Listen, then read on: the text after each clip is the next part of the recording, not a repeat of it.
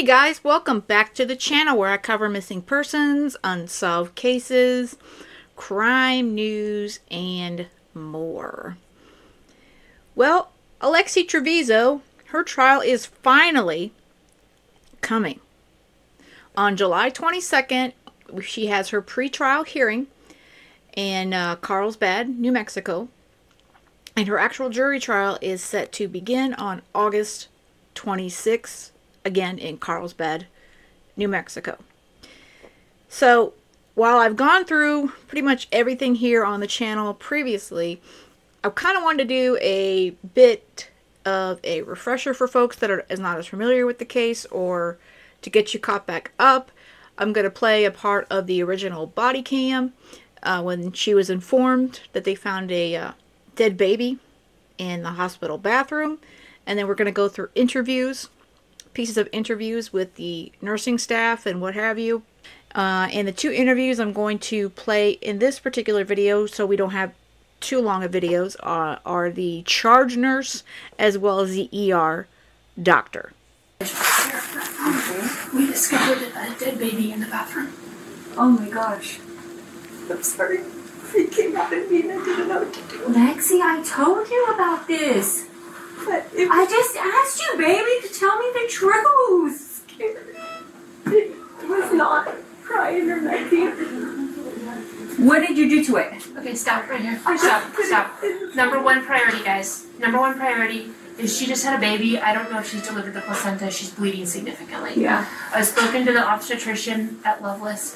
They want her up there as soon as possible. Okay. I obviously need your permission to transfer her for medicals. She needs to She's be 19. Oh, you're right. But she is a student too. She's still 19 years you're old. right. You're right. She needs to. I'm sorry, I forgot she's 19. Came out of me. But you need to make sure that you're safe. I need to send you to Loveless to labor and delivery. Will you please agree to that? Yes. Yes. Okay, great. I'm gonna work on that. I'm sorry about this, but in terms of delivering a baby and it looked like you tried to hide it, we do have to have the police involved. And nothing was crying. It came out with nothing. I know. But the baby's gonna have to be taken for autopsy and there'll be an investigator and everything. I'm really sorry, guys. I'm sorry. I'm so sorry. But we need to do this correctly. And I want to be transparent with you about what our steps are going to be. Okay. Officer, do you guys need to talk to her before we get her transferred? How long is it going to be before you have to transfer I out? don't know. Are we working on? Okay. Maria, do you think 20, 30 minutes? Yeah, hopefully, yes. Okay. I got detectives on the way, so Okay. they're going to be talking for. Okay. Do you guys have, I'm the charge nurse here, do you guys have any questions for me? Like, how big is the baby? It's full term. What? 9 months? Nothing was crying. Lexi, have you watched the news of the girls that what they do to their babies and what they go to jail? Nothing was crying.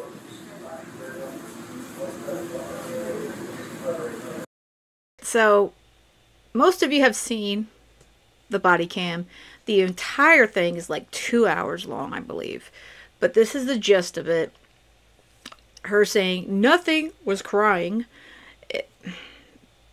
It's further into it, obviously, than that. There is actual video from the hospital hallways where she's running to the bathroom holding her butt. And I previously went over that early on in the case.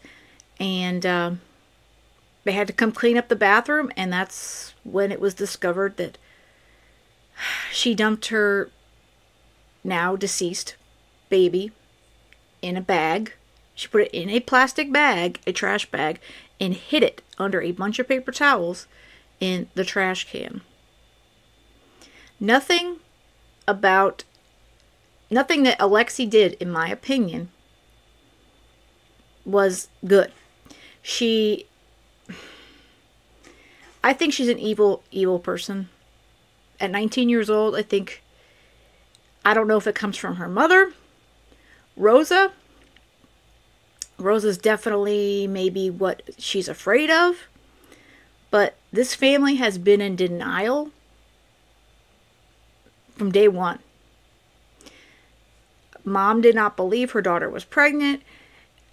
Apparently the school, a lot of the students, they were aware of it, and since they weren't allowed to speak of it, so Artesia, apparently a lot of folks know about her pregnancy and everything that happened, but they're not allowed to talk about it, from what I understand.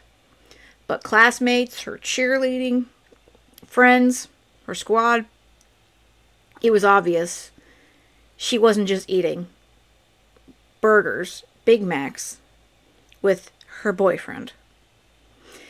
So that's again, that's the gist of what was going on. And I'm going to go through these interviews with the charge nurse here, as well as the others who were key in this case. From what I understand, this body cam is now inadmissible in court.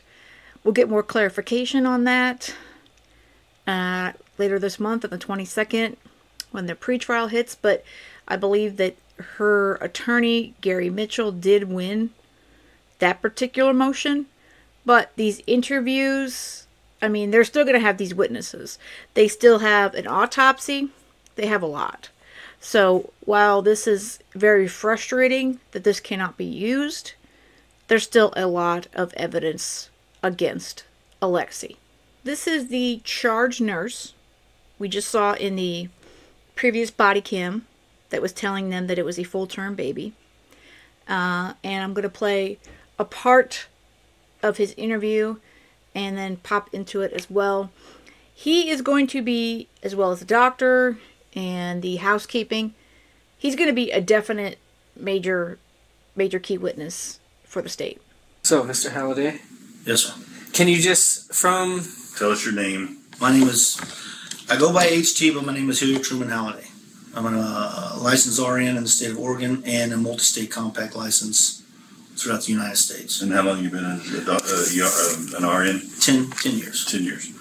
And you live here in Artesia? I live in Hagerman. You live in Hagerman? Mm-hmm. Okay. I've worked here. I've worked in Ruidoso. I've worked in Tucson at Northwest Medical Center, Oro Valley. They also have a standalone ER, and I also work at Bay City Area Hospital in Coos Bay, Oregon. Wow. so I know you already told me before, but can you just, from the beginning of your contact with either the mother or the child, can you tell us from the beginning to the end everything that you have had, that you witnessed? Well, I was the charge nurse in the ER that night. And what is the charge nurse? Charge nurse is responsible for the overall running of everything that goes on. Any problems or any issues or anything that needs to be dealt with as far as, well, just about anything, you take care of that. Okay, you're in charge of the whole work center, yeah. Okay. I was doing triage that night, and so we have three positions. We have 3 nurses, 3 positions. You have a triage nurse, and then we have 2 other nurses that take different rooms. Usually it's 1, 3, and 5, or 2, 4, and trauma 2. And then trauma 1 is one of those rooms where usually we don't have anything in there unless it's bad, and everybody kind of just is in there. So I was doing triage, and I was a charge nurse. It was a regular night. I remember she came in with back pain, and they had put her in. They were going to treat her in triage 1 with some regular medications for back pain. But after the doctor examined her, she was a little concerned, I think, because of her heart rate and some other things. So she wanted to move her into a room and do a more extensive workup, which is what they did. At that point, I don't really know anything because she's taken out, she's not really my patient. Okay. So I know that Chris had her. I know that he came to me and said there were some issues because they had ran a pregnancy test on her and they found out she was pregnant.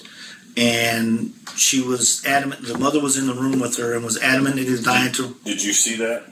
Or did it was? No, Chris came to me and told me this is what was going on in the room because we were having an issue. Okay. And he was worried about the mother, the dynamics between the mother and the daughter because the daughter was completely denying she was pregnant and the mother was relatively upset about that she was pregnant. Okay.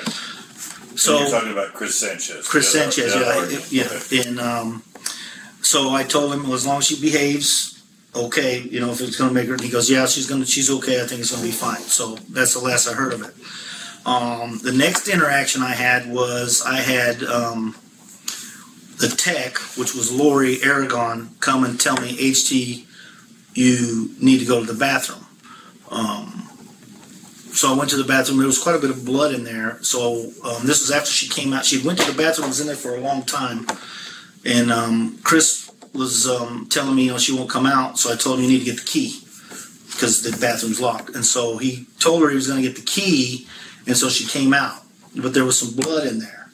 So I went to Dr. Vakas and told her, I was worried that she did something to herself physically in the bathroom. You know, the way she reacted being pregnant and the things that I was being told. How much blood was in the bathroom? It was smeared around, so it's hard to tell exactly how much. But it was enough to cause me to have concern. Okay. I really thought she had done something physically to herself when she found out she was pregnant. Question: when did she find out she was pregnant? It was pretty early on because we did the urine first off. Any female that comes in with back pain, we do a urine right away because we're worried about a urinary tract infection. And with any female, when we do that, we always do a pregnancy test to make sure we don't give them medications that would contraindicate pregnancy. Do you know who told her she was pregnant? I believe Dr. Vasquez did. Okay. I believe. I don't know because I wasn't in the room for that because she wasn't. Okay. I wasn't involved with direct care. Okay. But I knew she knew fairly soon because we already were having an issue with the mother being upset about her being pregnant. Prior to going to the bathroom? Way prior. Okay. Way prior. See, this is going to be really good testimony. Because there, of course, Alexee's claiming that she wasn't told she was pregnant, which we already all say, well, obviously she knew she was pregnant. I don't buy it for a hot second. That said, she comes in, she wouldn't let them examine her, but they did a urinalysis, and she was told before she ran off to the bathroom holding her butt. So I think the major issue is Rosa Miss Mama. And I think that caused a lot of issues for Alexee, and she made the worst decision possible. Then they started an IV, and then they started running blood work on her because once you find out someone's pregnant, then you run another lab test to see how far along they are. Okay. So they started an IV, and we're giving her some fluids. I guess I don't know exactly what they were doing. I wasn't involved with that kind of care. But I told Dr. Vasquez she definitely needs a vaginal exam. I'm concerned that she did something to herself. That was my concern. And they took her right into the room. And then I told Lori, call housekeeping. They got to come clean this up. Which time she called Leela, who was on call for housekeeping. Then I was just sitting there, and then the next thing Lori comes and goes, HT, oh my God, you better come to the bathroom. And I go in the bathroom, and she goes, something's in the trash can. I'm like, I looked in there, there's a clean liner. I'm like, what are you talking about? She goes, pick it up. I picked it, I could feel the weight. I knew then we had a serious problem. I just grabbed the trash can and went right across the hall into trauma 2. The liner was pulled out, but there was another trash bag in there in the bottom, but it was all it was rolled up. So I had to tear it apart. And then, of course, I saw the baby in there. So I pulled the baby out, got him on the bed, checked for signs of life. There was absolutely no life whatsoever. I immediately came out of there after I did that, went into the room where she was performing the vaginal exam, and I immediately told her, you have to come out now. And she came out, and we went into trauma 2, and she reassessed the baby. At that time, between me and Chris and her, we determined, there was no reason for us to begin any life saving. The baby was completely gone. What did the bag look like? The bag was the original trash bag that was in there. It had trash in it. When I pulled it out, it was spun, where it was tight, and then it was folded underneath the baby in there. So it was like a little capsule the baby was in. Mm-hmm. So when I had to tear that bag open to see the baby in the bottom. Okay. If you would look in the I looked in there. When she told me, so something, I looked, I said, what are you talking about? Because there was a clean liner in the trash bag. So basically, he was in the bottom, trash on top of him, and then another a clean liner had clean been liner put on top. put Yeah, on top. yeah. Not only did she not give her baby a chance, she hid poor baby, and I hate to call it baby Alex because that's what she named him. She hid this baby, put him in a suffocating trash bag, tied it up, like he just said, twisted the bag, tied it up, put it at the bottom of the trash can, and put another bag on top of him, as well as a bunch of paper towels. It's deception upon deception. The lies, the amount of lies and deception, her actions are just, to me, inconceivable. And she was 19 years old this time. She's 19. Granted, we could tell she's been coddled a lot in her life by her mom. It's pretty obvious from all these interactions that we see throughout these body cams and what have you when she's arrested later. But she's 19. She's not stupid. She has had sex education. She is aware that she's had relations with her boyfriend, okay? And I believe for 100%, 110%, she knew that there was a baby inside of her, and then when she was giving birth in that bathroom, she knew that was a life. And he didn't stand a chance. He did not stand a chance. So then after that, after we determined we were not going to do any work on the baby, I shut the room down and I said, call the police. And then I didn't let anybody, no one went back in that room. I made sure of that till the police arrived. And you said, so with the blood in the restroom, you said it was like smeared. Can you describe where all it was smeared at? On the floor, there was some on the toilet, there was some on the wall. Do you remember which wall? Well, there's the one wall that's by the toilet, that's closest to it, where there's a side rail. There was some blood there. There was quite a bit of smearing on the toilet itself. And then on the floor, it was just, smeared around. Okay. What do you think that is from? I thought she did something to herself physically. Okay. Because she found the interaction between her mother and her daughter was weird. And so, but just to make sure, mother is patient's mother, yeah, and then daughter is patient. Yeah, so the daughter is the patient and the mother. The interaction between them after she found out she was pregnant, the way the daughter was reacting she was adamantly denying she was even pregnant. She was denying that she had sex. And you heard her say that? Yes, she was denying that openly. So what did mom say when she said that? Well, mom was upset. And the mom was saying, I can't believe you. You can talk to me. You're supposed to talk to me about this stuff before you were having sex, all those kind of things. She was saying stuff like that, which is pretty common. I mean, this isn't an uncommon thing.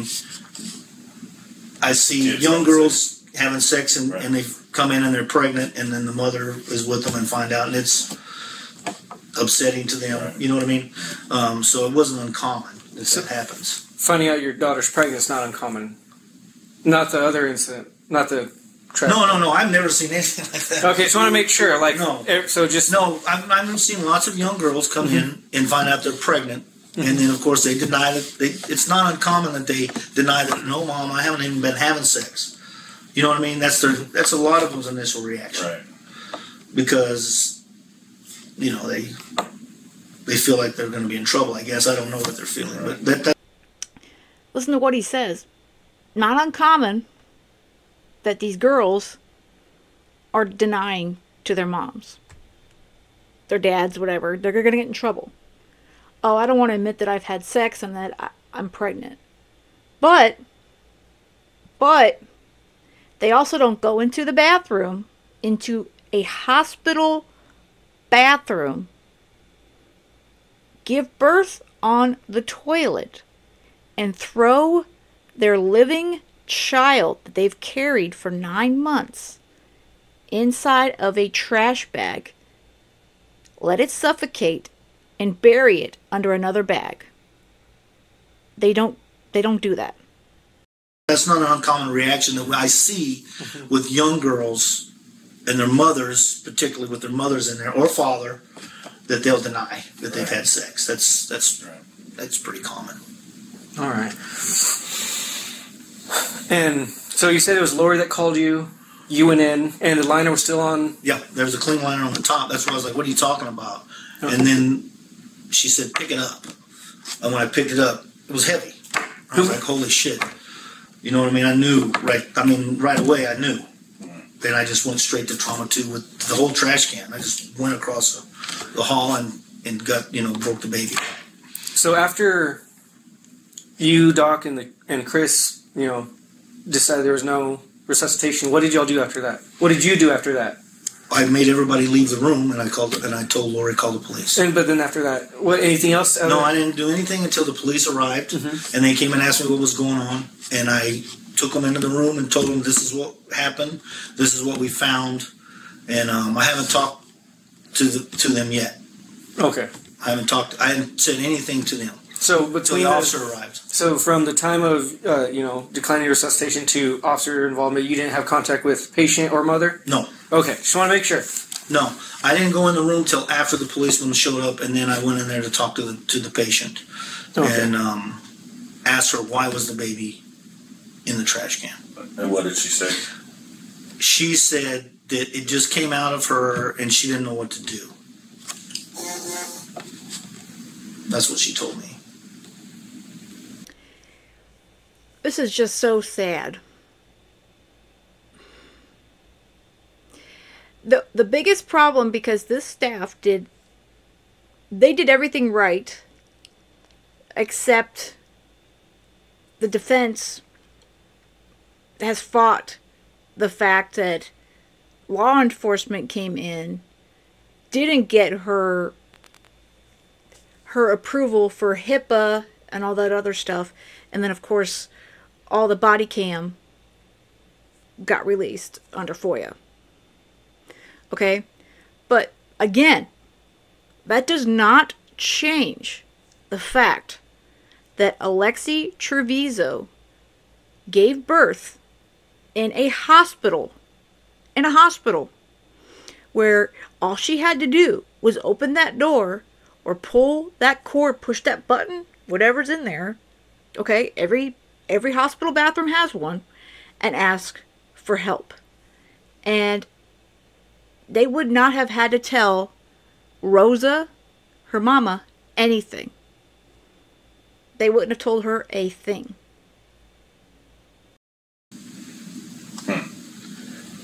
And did she say it was breathing, not breathing? She didn't say anything like that. No. She just said it came out. She didn't know what to do. Right.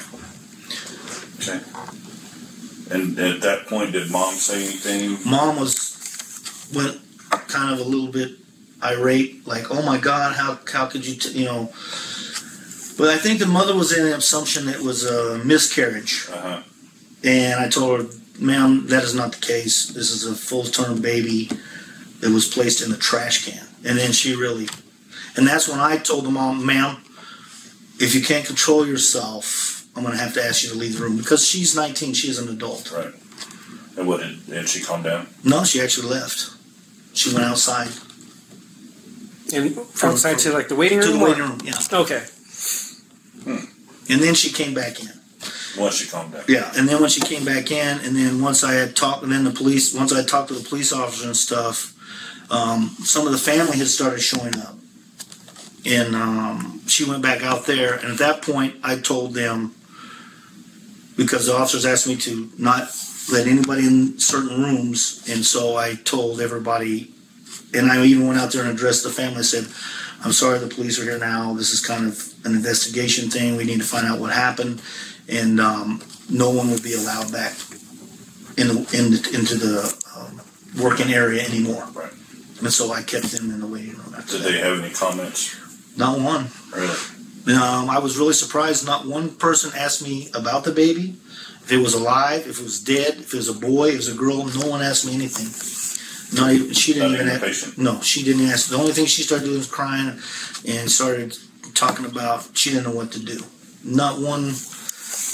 I've never seen I've delivered multiple babies, and I've seen multiple miscarriages, and I've never seen a reaction like that.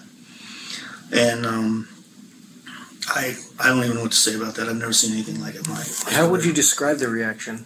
I think there was no emotion except for herself, and she really wasn't even crying tears. She was just, and the only thing she was upset about was that I think she was going to be in trouble with her mother. That was her only concern, in my opinion. There was no concern for the baby. No one asked me any questions about the baby. Not even the family members, when I went out there and talked to them, did they say, you know, normally people, I would think, would say, was it a boy, a girl? You know, no one asked me one question about the baby at all. Not one. The whole time? The whole time. No one asked me anything about the baby's condition, if it was a boy or a girl, anything, nothing. Okay. Did you have any interaction with her when she got, I know she was flown to Roswell. Did you have any interaction with her then? Because when we looked at the baby, the umbilical cord was still completely attached. So then I had concerns about her health. When the baby comes out like that, we worry about the placenta being still attached, which causes the mother to bleed. Mm-hmm. So at that point, our concern was about her. Right. And getting her somewhere. Probably, I envisioned that she probably was going to have what we call a D&C to get the rest of the placenta out of her to make sure she'd be okay. So I was in there explaining to her, this is what's going to happen. You know, we're going to have to fly you to Loveless for you can see an obstetrician to take care of this stuff. So I explained what we were going to be doing with her at that point. But it was just basically, my job telling her, this is what I need to do to make sure you're safe, and you are okay with that. There was no more conversation about the baby? I didn't have any conversations with her about the baby at that point. Okay. No. My only conversations with her were about what I needed to do to ensure her health. And at that point, Mom still hadn't asked about the baby? No, Mom was already out in the waiting room at that point. Okay. We didn't let her back in. But no, she didn't. Okay. Now, I know that I had because I had called the house supervisor to come down because this is a big deal. And I know that she kind of intervened on some things in the room. I don't know exactly what they talked about. Right. But I know that Marina was visibly upset about the conversation she had with her. Yeah, we talked to her yesterday. Right. So I don't know what their conversation was. I know that Marina was quite upset about the conversation they had. That's all I can say. As you could tell, right. I could tell Marina was upset. Right. As most everybody, which was after that point, my job was I had to get back. We still had patients coming in. I had ambulances coming in. I had 2 ambulances show up. I had more patients coming on the floor. I was down 3 beds because I had them coordinated off. So at that time, my attention turned to I have to get everybody functioning. Right.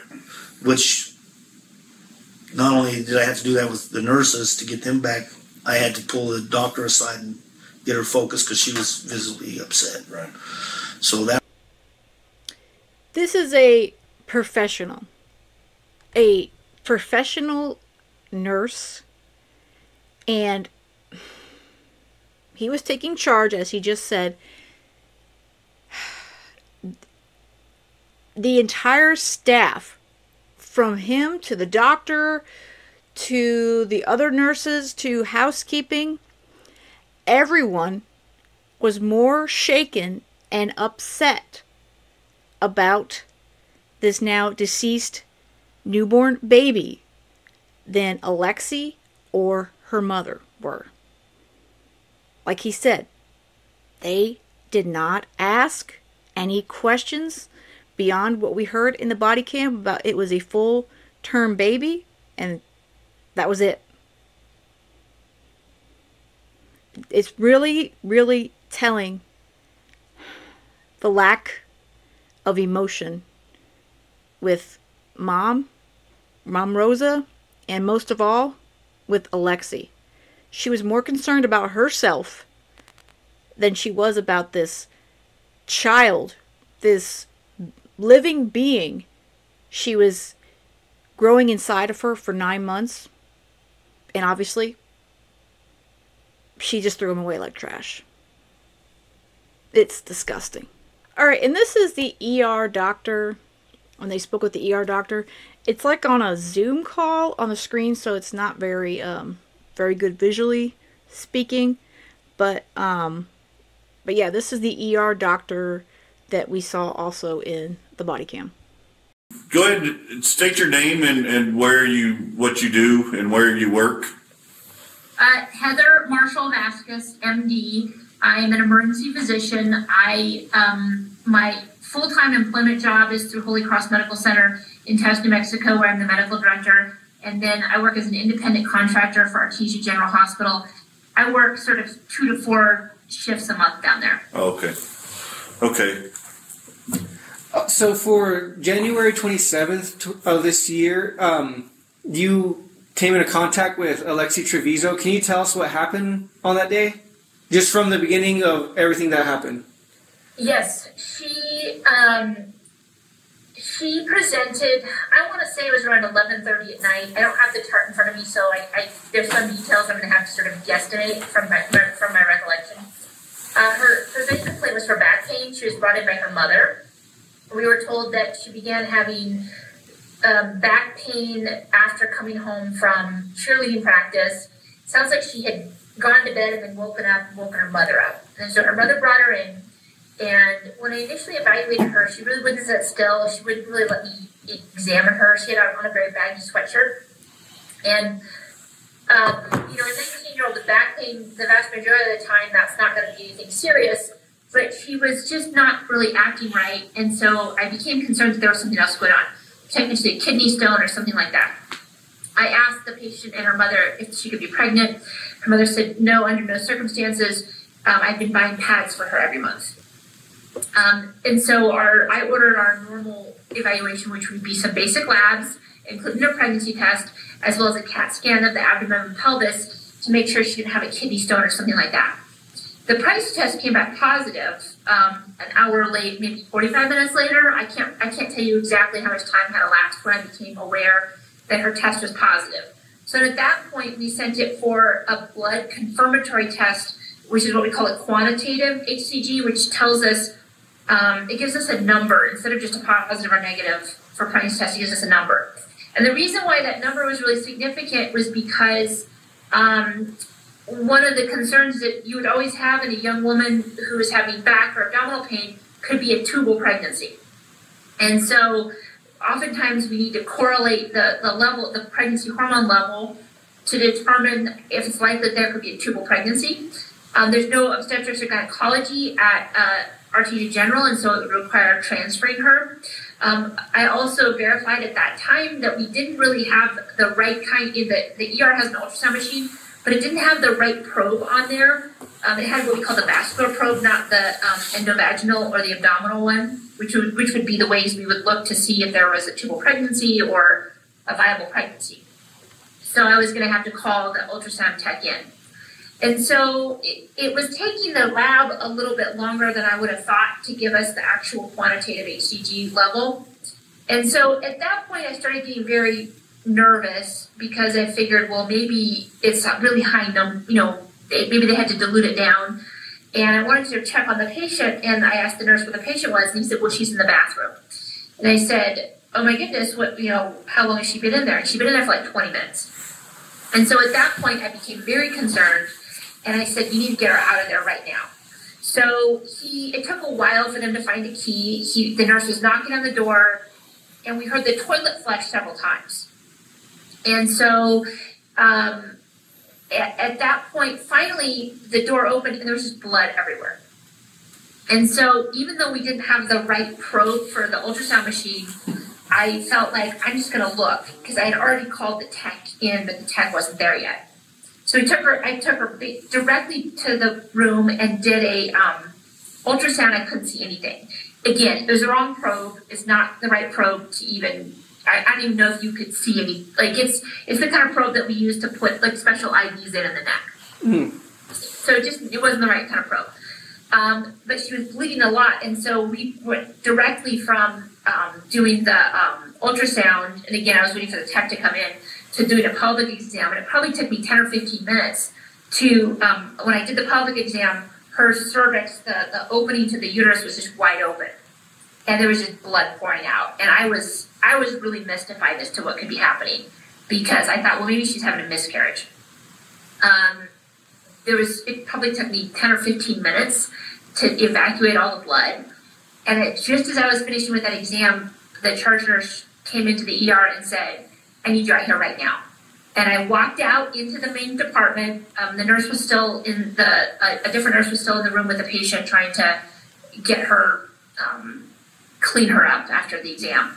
And the charge nurse said, the housekeeper and the secretary found a dead baby in the trash can. And so I said, well, where? Because now I needed to verify if the child was alive. So they brought me the trash can. I ran into the trauma 2 room, the resuscitation room, and dumped it out.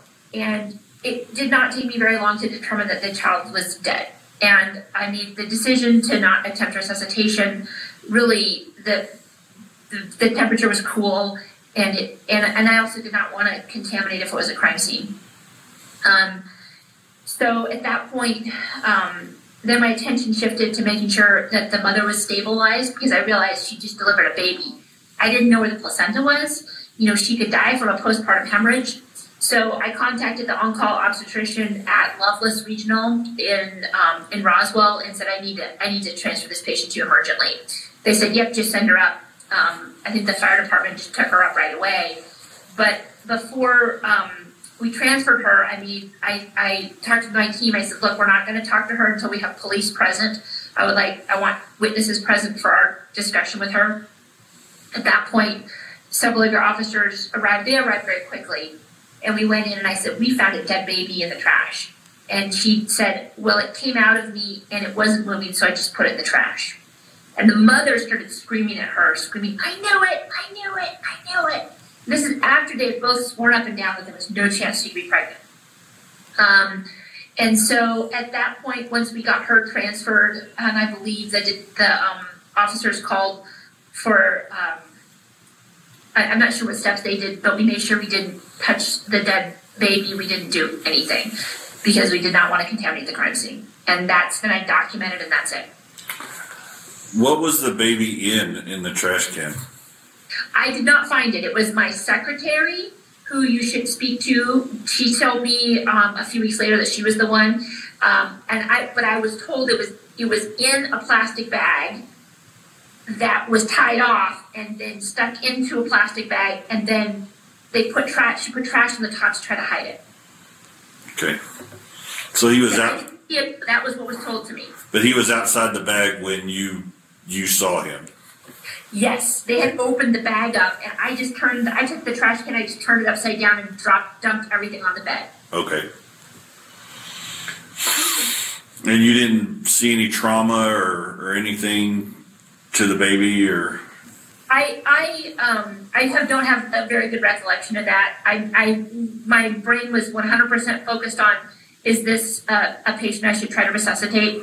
And once I made the determination not to resuscitate, all of my attention turned to making sure that the mother didn't die. Okay. So did any of the nursing staff find the placenta at the emergency room? No. No? Okay. I have no idea what happened with the placenta.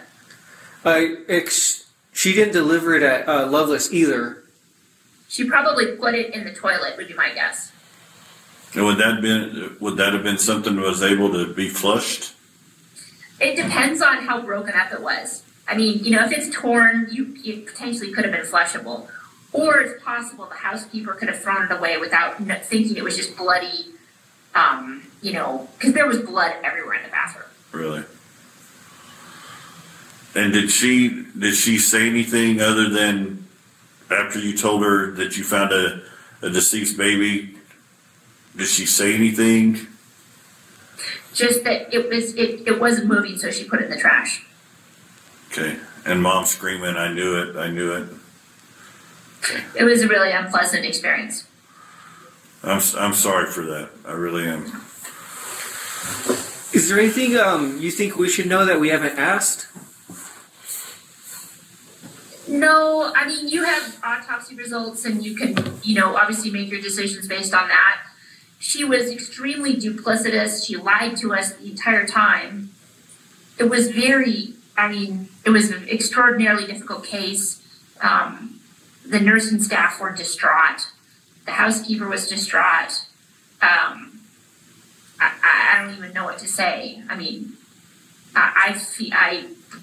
it's been a terrible case. Yes, ma'am. One of the worst I've seen in my career. I've been an emergency doctor for 20 years. I've actually never seen anything like this. What was the lady's name that found the baby that was when it was tied up in the bag? That was our secretary, Lori, Lori, and I can't remember her last name. Okay. But I have her info. I talked to her. Oh, you already talked to her. Okay. All right. I don't have anything yet. Yeah, I don't have any other questions. All right, Doc. I appreciate your time and what you do. And if we have any other questions, would you mind talking to us again? No, not at all. And of course, I'm prepared to testify if I have to. That's probably going to happen. So, okay. Well, okay. Officers, I don't envy what you're having to do, and I know it must have been a difficult decision, but I think your courage is thank you for doing what's right. Neither the mother of the patient nor the patient even asked what the gender of the baby was. I don't even know what to say. Nor do I, ma'am. Nor do I. The words of the charge nurse and this doctor, it says everything to me. Granted, we haven't gotten to go through again the rest of the staff, but horrifying. The charge nurse had like 20 years experience, and she's also had that kind of experience. They've never experienced something like this. The lack of care, emotion between Alexee, Rosa, and these families, it's appalling. And I do pray that the jury, once she goes to trial in August, they get justice for little baby Alex. So let me know what you're thinking so far, especially if you're newer to this case. Again, trial is coming. July 22nd, we have a pre-trial, and then August 26th, her jury trial begins. I'll be going over the rest of the interviews in the coming days. But until then, I hope you have a great rest of the day. And most of all, stay safe.